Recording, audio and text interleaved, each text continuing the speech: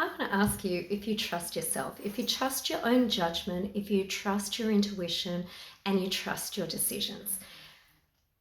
Sometimes when things haven't worked out the way we want, it's really easy to doubt ourselves, to second guess ourselves, to get really caught up in our head and start over analyzing and trying to work out what would work. We get so caught up in it not happening again that we over focus on what went wrong rather than trusting our judgment. Now, I see this happen everywhere, but I especially see it happen when it comes to relationships, especially if you've been hurt the first time.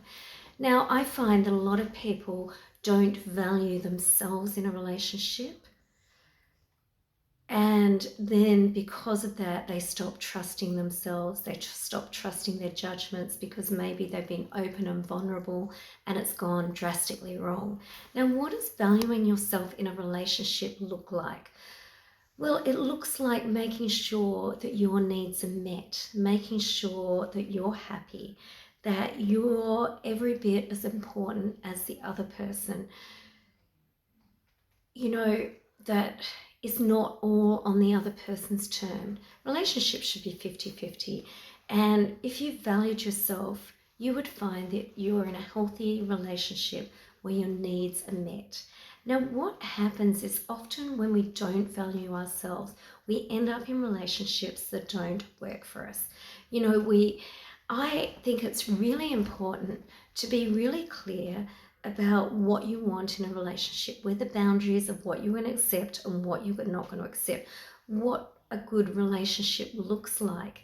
And if I'm not talking about the superficial stuff either, I'm not talking about how someone looks, it's really how someone treats you.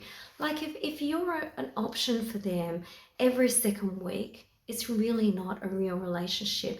If you only see them when they want to see you and you're not a priority, and you're always overlooking their needs and putting theirs first, you're not going to be happy. It's like you're stuffing down your feelings. Now, I do teach people that you should be really in touch with how you feel when you start dating someone. Does it feel good for you when you're with them? Does it feel good for you when you're not with them? Often we overlook the feelings and we get back in our head thinking of, well, they're a really great guy. I'm really lucky to have them. It's hard to find a good looking guy. He kind of treats me okay. I'm just going to put up with this. Or I've really invested a lot in this relationship. I'm not going to let it go. But when you do that and stuff your needs down, you stop trusting yourself, okay? And it's really important. Now, we often say men have a fear of intimacy, but I want to say that women equally have a fear of intimacy. And, they have a fear of being open and vulnerable because they think if they do, something's going to go bad or they're going to get hurt because that's what's happened in the past. So instead of being open, they come with walls and a lack of trust in themselves. Now, if you're really to be honest about your past relationships, not looking at them through rose-colored glasses, you would look back and see all of the red flags that were there that you ignored. And because you ignored those red flags is the result of why you don't trust yourself. So because you've ignored them, the next time around, you become hyper-focused on what could go wrong rather than looking for what could go right. And that is essentially some of the reason that your relationship doesn't work.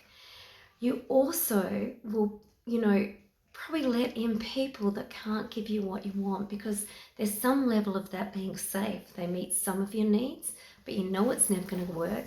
So they're not really going to reject you.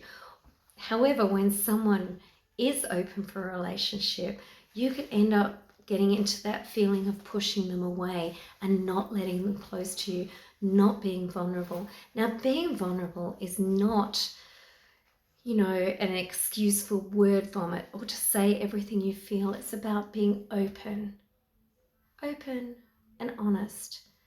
And you can do that when you come from a place of valuing yourself and having boundaries, because that makes you strong on the inside, but soft on the outside and attractive to the person of the opposite sex because you're not on constant guard of what could go wrong. So if you find yourself in this situation of not being able to trust yourself, this is exactly where a dating coach can come in.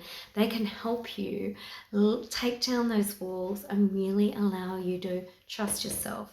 So if this is you, reach out. This is an area I can absolutely help you with.